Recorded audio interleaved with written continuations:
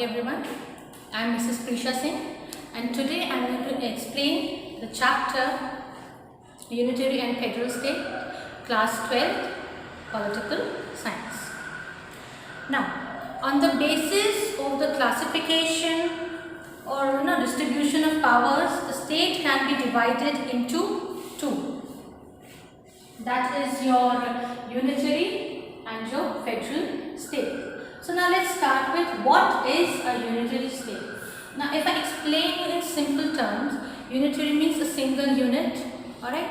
Unitary would stand when a state where there is only one government and all the powers are vested in the hands of the central government. Okay, that is what a unitary state would be, when all the powers are vested in the hands of one central government. And the local government or the state government, it exists on the wish of the central government. This means that central government is the integral part. Alright, central government needs to be there. Only one government is there, that is the central government. But if the central government thinks that there is a requirement of the local government, state government should be there. So on the wish of the central government, a local government can also be formed. Alright. Whereas a federal state has, or we can say the federal state, the division of powers is divided between two governments, that is the central government and your state government.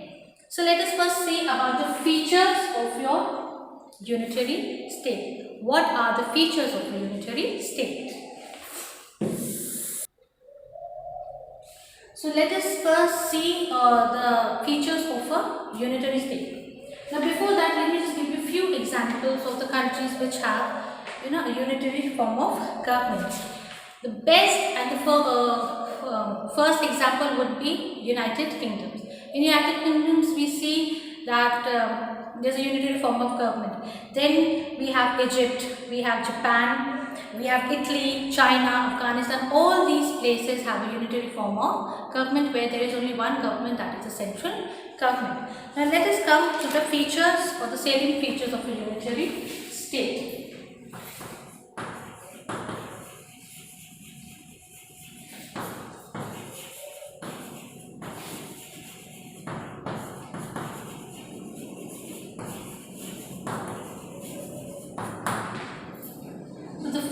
Feature would be it has a single all-powerful. So the first feature is a single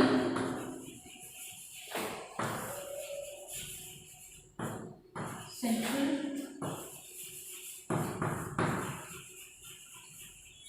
all-powerful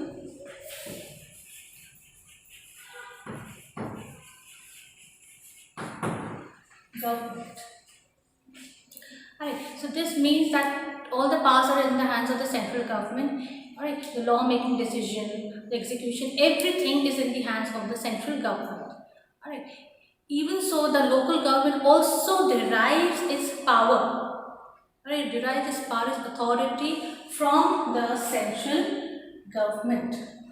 That means the local government works at the wish of the central government. The central government will decide the area on which the local government has the authority to practice its power.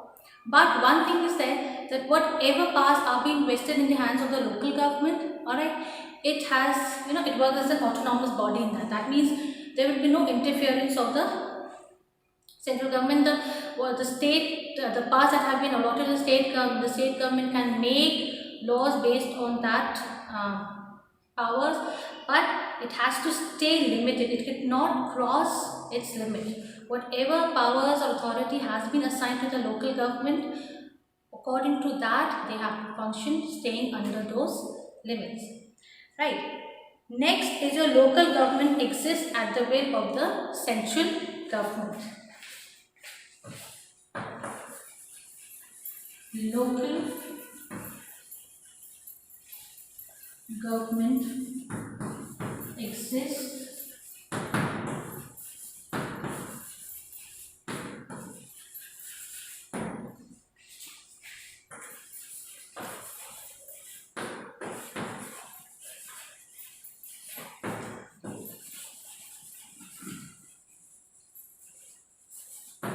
Local government exists at the will of the central government. Simply means that central government, if it requires, if it feels that yes, there is a need, there is a necessity to have a local self-government. Why? Because obviously administrating the entire country by just one government is not possible always, right? There might be some problems, some issues might come up, and a person who comes from that local area would be able to understand the local problems more efficiently. Hence, it is on the wish of the central government, it requires that they are not able to manage the entire country on their own. So at their wish, a local government can be created. Alright, and then this local government manages the region or the state that it has been assigned, and the administration, the powers, the authority is also decided and entrusted to the local government by the central government. Alright, so in a unitary state, the local governments are created and vested with powers by the central government. The third point would be constitution can be written or unwritten.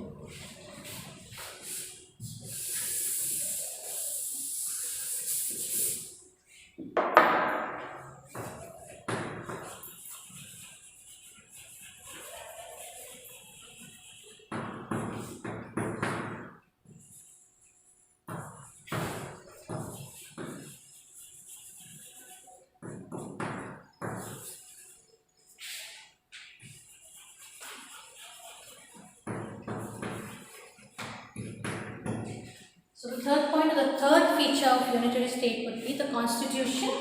The constitution can be written or unwritten. Now what is a written constitution? Written constitution is where everything is documented, right? On a paper, on a book, or everything is written down. Alright, everything is adapted, the powers, the functions, everything has been clearly mentioned in the document. But in unwritten constitution, there is nothing is written, no paperwork is there, nothing is there.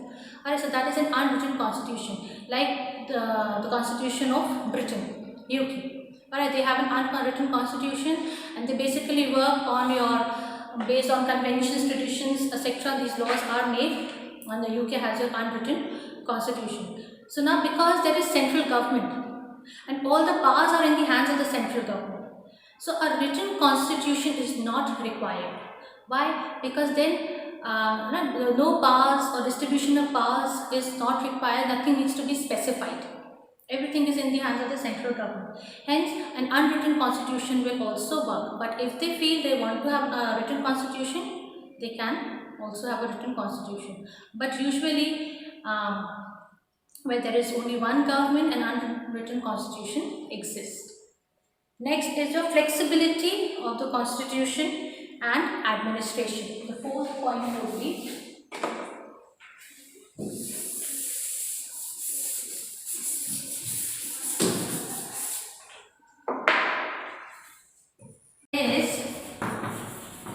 flexibility of the constitution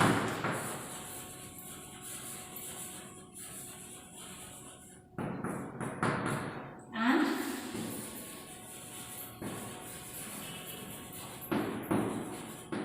administration.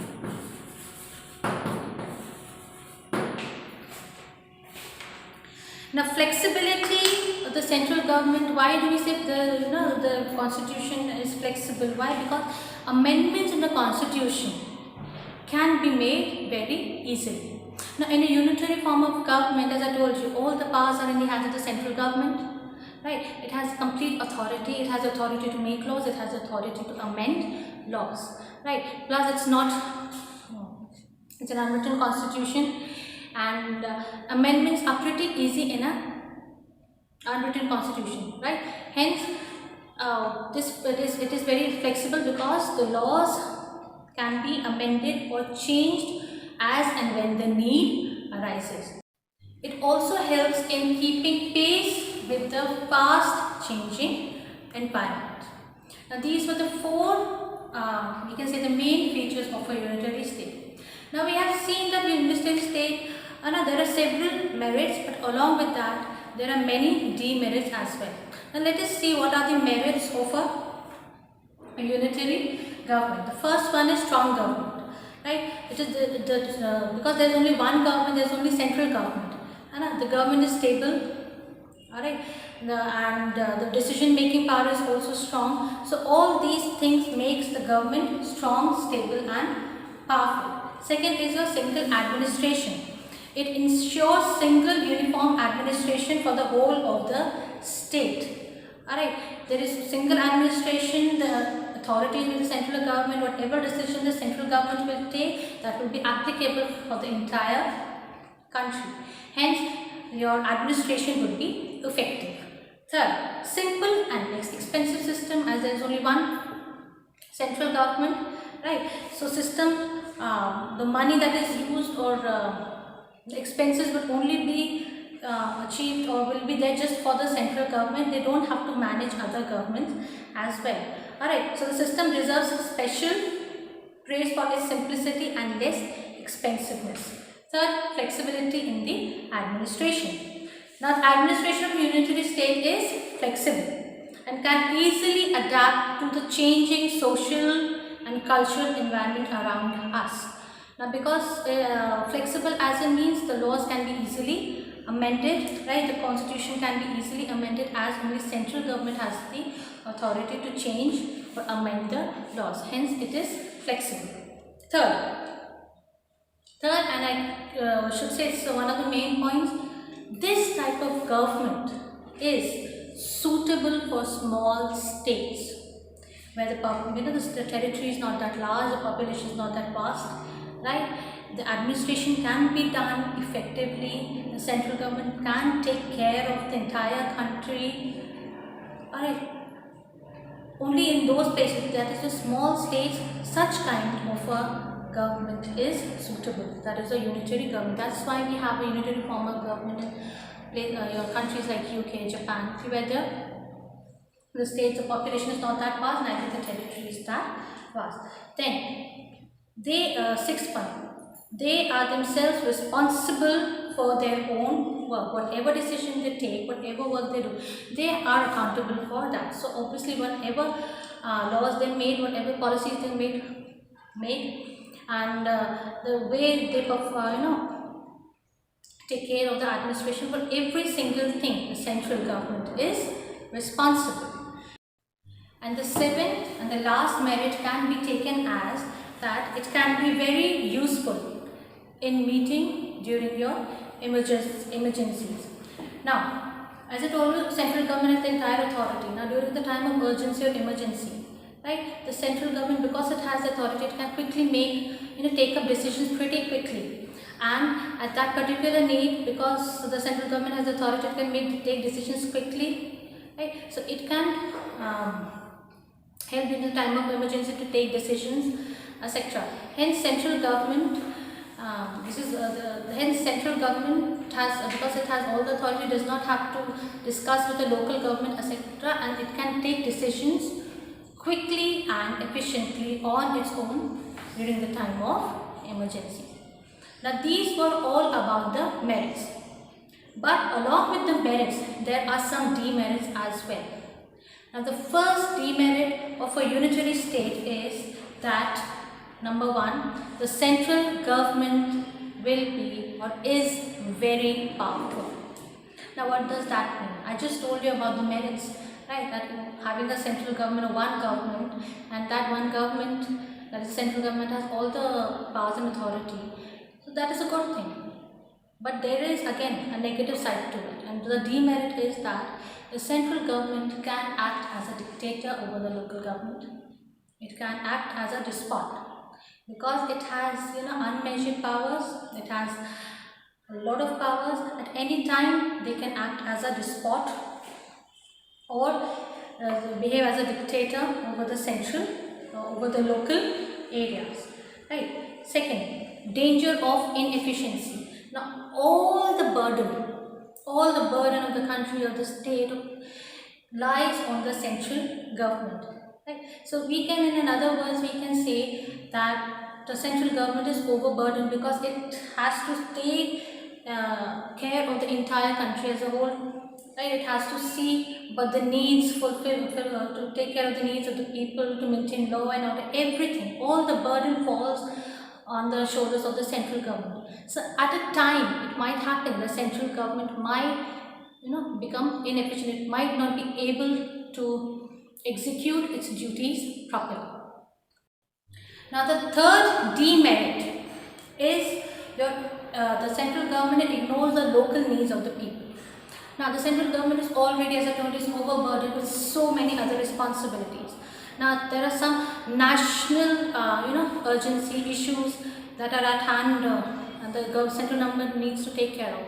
So often it happens because of these national issues, national emergencies, the central government tends to ignore the local needs of the people, right? It is not efficiently, does not meet or fulfills the requirements of the local needs of the states, etc. One more thing is that the central government is criticized by on this basis that the local, even though there are local governments, local government is it does exist, but they do not have the complete authority, they do not have the complete power, so that they can resolve the issues or the local issues of the people, because their area of power is limited, right? As I told you, central government just gives limited powers or authority to the local government, right? So because of this, because the local government doesn't have the complete control over the state, hence it is also does not able to resolve the problems, the local needs of the people. That is why certain issues, the local needs are ignored and the people, they suffer. And the fourth point or the demerit we can take is as unitary form of government is unsuitable for big states. As I told you that one of the merits was that it is only suitable for your small state, but it is just the opposite of your merit is that it is unsuitable for your big states. Why so? Because for big states there are people who come from different backgrounds, right? They speak different languages, they have different culture, they come from different religion, race, etc. Right, so to handle our administration, such a vast country where there is a lot of diversity, a federal system would be the best.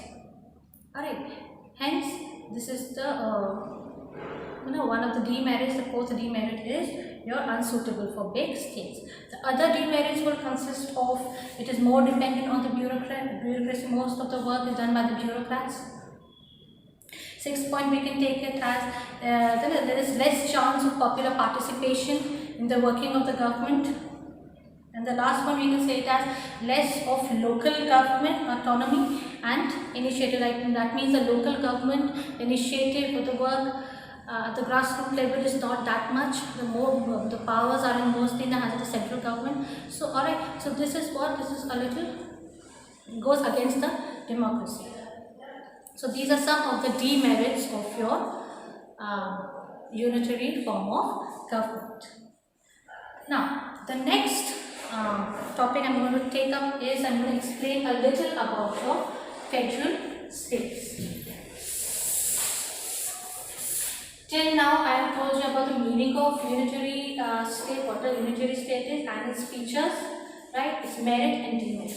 Now, I am going to explain you about what are federal states.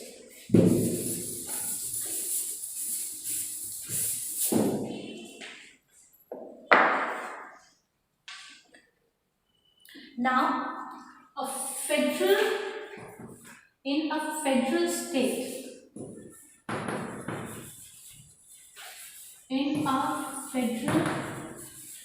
state, alright, in a federal state or a federal form of government, there is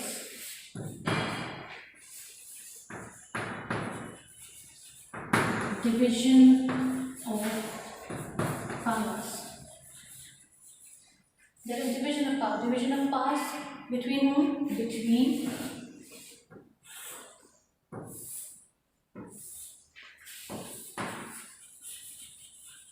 the central government and the state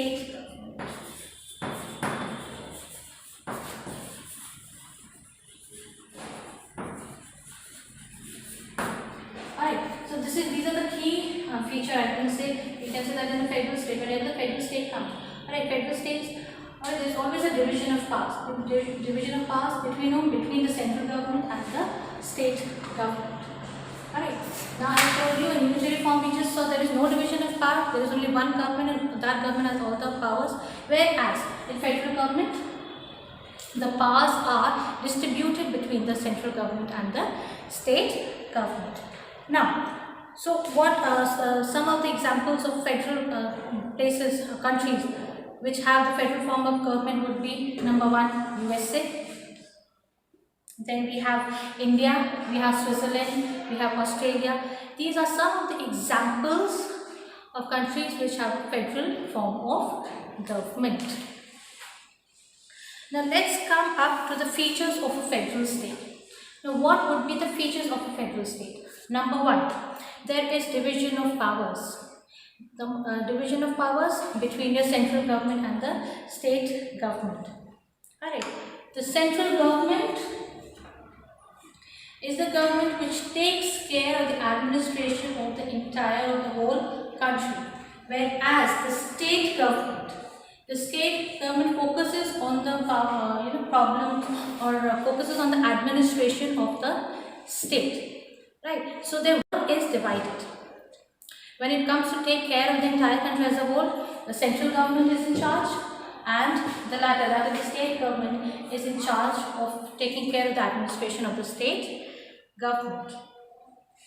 Now, each of these two governments, they have definite area, and under that definite area they have to work. Each work within a definite and defines spheres of function.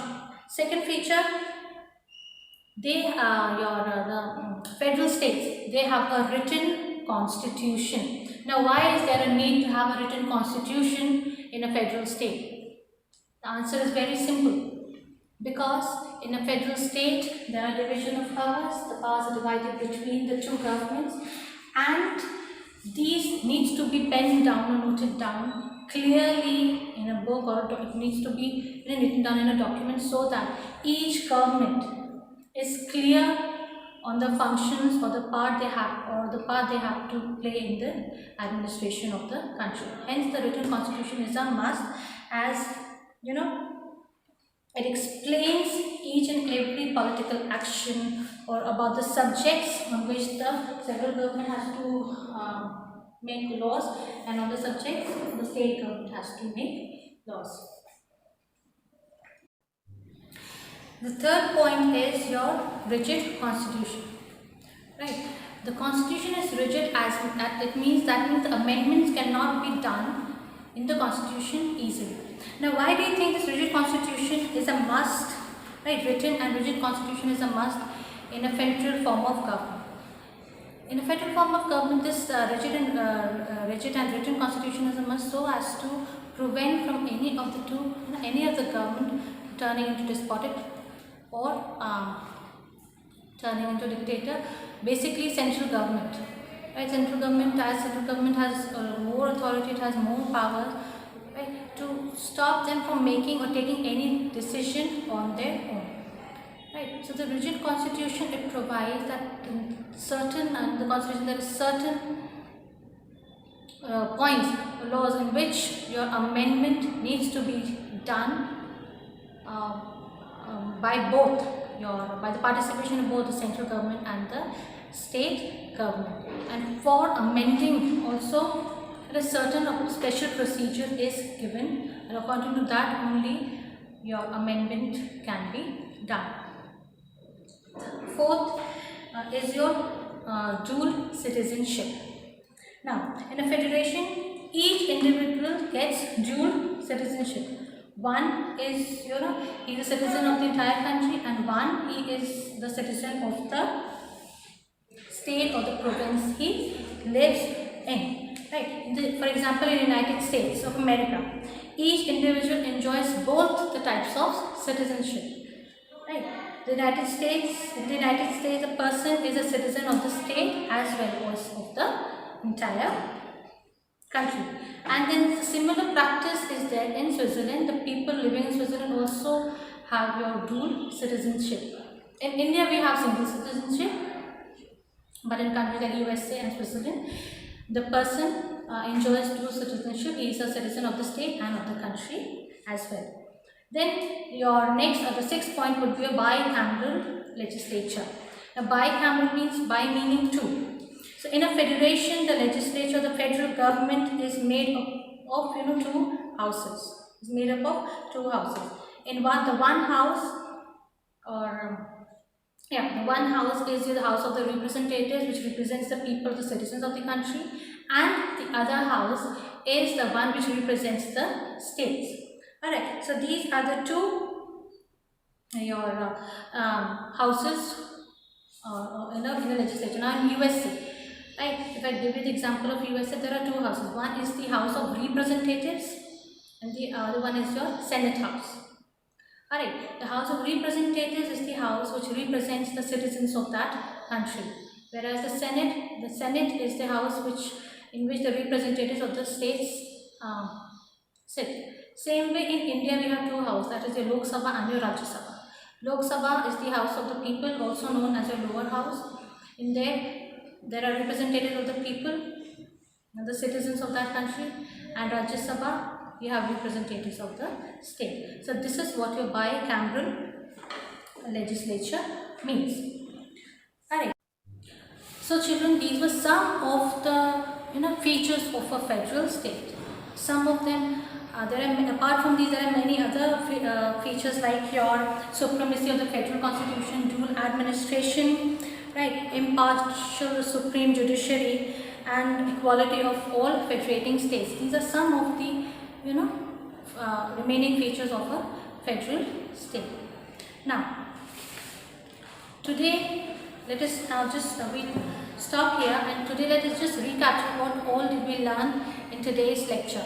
The first thing I told you about that the basis of division of powers, right? There are two forms of government, that is a unitary government and a federal government. What is unitary government? Unitary government is where there is no division of powers and all the powers are in the hands of the central government. Whereas a federal government, there is division of powers and it is divided. The powers are divided between the central and the state government. Then we also learned about the features of the unitary government, some examples of countries where we have unitary form of government, like you have your Britain as one of the best examples which has a unitary form of government. Then we also learned about the merits and demerits of a unitary form of government.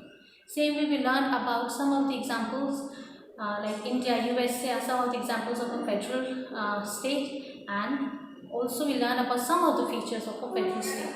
So children, I hope today's lecture was clear. It's clear what a unitary form of government is and what a federal form of government is. Have a nice day. God bless you.